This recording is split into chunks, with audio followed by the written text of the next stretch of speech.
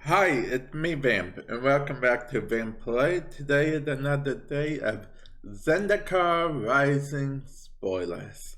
Now, if you want to see a playlist with all my other Zendikar Rising spoilers, there will be a card top right hand corner. Click the I to a playlist that has them all, as well as the link in the description below to said playlist. But without further ado, let's do it, shall we? Let's read this. Okay.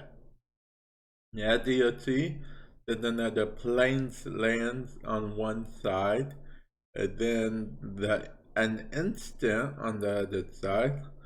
Deal damage equal to the number of creatures you control to target creature or plane rocket. So it costs 2 to play, and it's a damage spell, which is on its own pretty weird, because it's plains and not mountains. Because it's not a burn spell, because it's a burn spell, but it's not a burn deck. I don't know, it seems a little odd to me.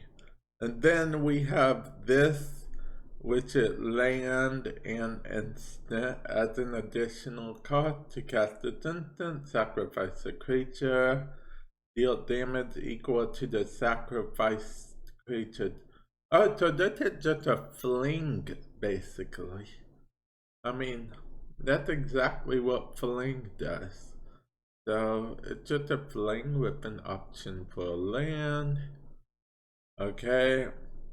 And I don't know if you guys can hear in the background, but there is a dog barking. I may have to close the window. We'll see how that works. Sorry about that. But let's continue. And then we have this costs 7 to play normally with kicker 10. It can't be countered, hexproof haste. So you get a hexproof and haste that can't be countered for 7. It's a 6/6 normally. And then it says, if it was kicked into the battlefield with 4 1/1 counters on it. So that means if it was kicked for 10, a total, it will be a 10/10. So that's not that bad at all. And real quick, let's click on this, shall we? Okay. If any opponent controls no basic land, this spell costs 1 less to cast. Destroy target creature. Okay, so if you're facing an opponent that doesn't use basic lands for some reason, this will cost 1 less to cast, I guess. Okay, if an opponent controls no basic land. See, but that's the thing. Basic lands are something that everyone uses. I just want to go through that real quick because yeah, it seemed like it could have been interesting, but it wasn't that interesting. Okay, let's move on. Okay, here's another land, but it says you may pay 3 life. See, shock lands are getting more expensive. They're called shock lands usually because they cost 2, but now they cost 3 to shock into play. But maybe you might do it anyway because the convenience of its other side spell, which is a sorcery, X, and 2 mountains.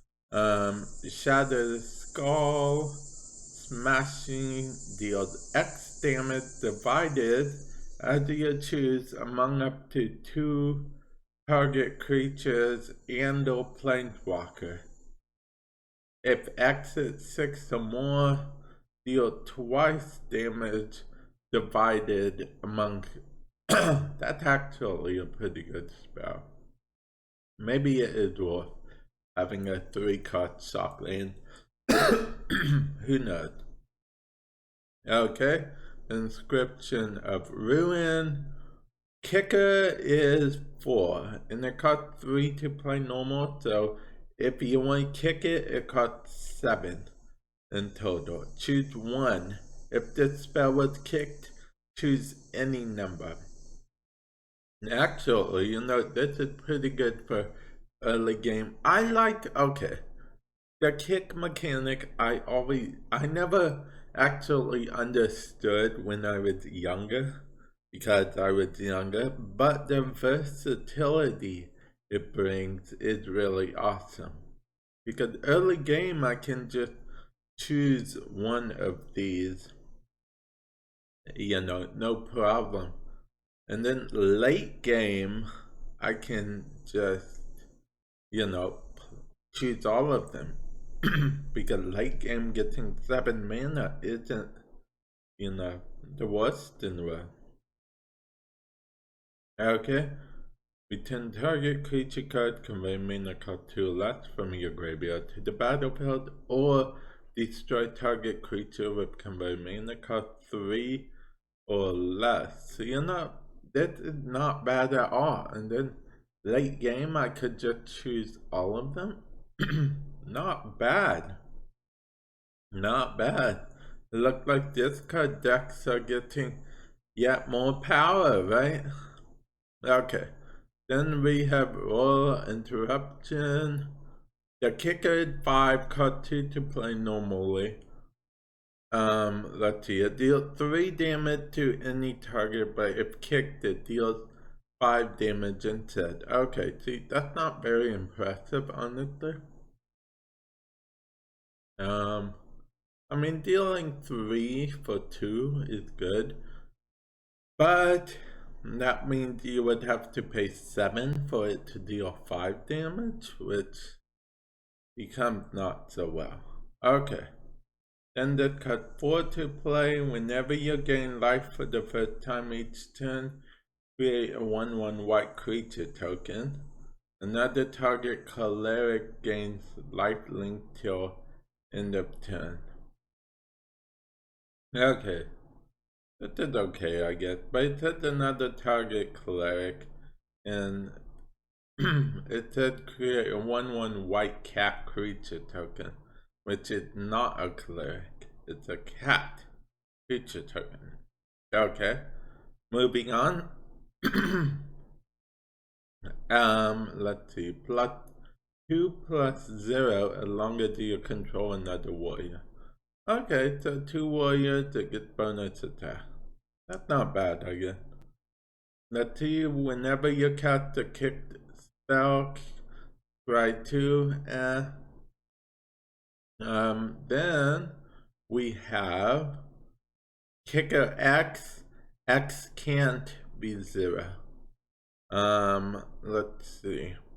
Wind thieving, Skydriver into the battlefield. If it was kicked, gain control of target artifact with convey mana cost X or less. If that artifact is an equipment, wait, it said gain control. Is that forever or? I mean, and it's a rogue. Remember, I mentioned I think I want to build a rogue deck. I think I really do want to build a rogue deck. It just seems crazy. Rogues seem like super powerful this time around. Let me know what you guys think based on what you've seen. Rogues seem to be where it's at, this format. This may be a merfolk, but it's a rogue as well. Okay, then we have Disenchant got reprinted. Destroy target artifact or enchantment. Let's see. Spare supplies. Cost 2 to play. Entered the battlefield tapped. When it entered the battlefield, draw a card. Tap 2, tap this. Sacrifice spare supply to draw a card. Okay. Honestly, that's not too bad. Let's see. Cunning Racer Mage. Cut 3 to play. Its kicker is after 3, so if you kick it, it will cut 6 to play. return up to one other target creature to its owner's hands if it was kicked. Okay. Okay. At the beginning of your end step, create a 1/1 green insect creature token for each 1/1 counter you put on creatures under your control. Huh? Okay, that could be okay in certain decks. We'll have to see. Then we have these cards appear. Okay. But we have Kargan Intimidator. Okay. Let's see. What did it say? Cowards can't block warriors? Wait, what? I do not understand. Oh, okay. Okay, now I understand. Cowards can't can't block warriors. That's a little cheeky there. Okay. So, let's see. Tap one. Choose one that hasn't been chosen this turn. It gets +1/+1 till end of turn. Target creature becomes a coward till end of turn. Target warrior gains trample till end of turn. In theory, you could use this on all three on, you could get 2 on this dude and then 1 on the opponent's, and the opponent won't be able to block a warrior because the opponent creature becomes a coward. Okay. Let's move on to the next one. Seagate Reborn and Seagate Restoration. Okay. So these are both of these. Let's go with the land first. It's a shock land, but pay 3 instead of 2. Pay 3 life instead of 2 to put it into play untapped. And then on the other side, on the flip side as it were, draw cards equal to the number of cards in your hand plus 1. You'll have no maximum hand size for the rest of the game. Okay, see, this actually isn't bad. Okay, the reason I say it isn't bad, yes, it does cost 7 to play, technically, but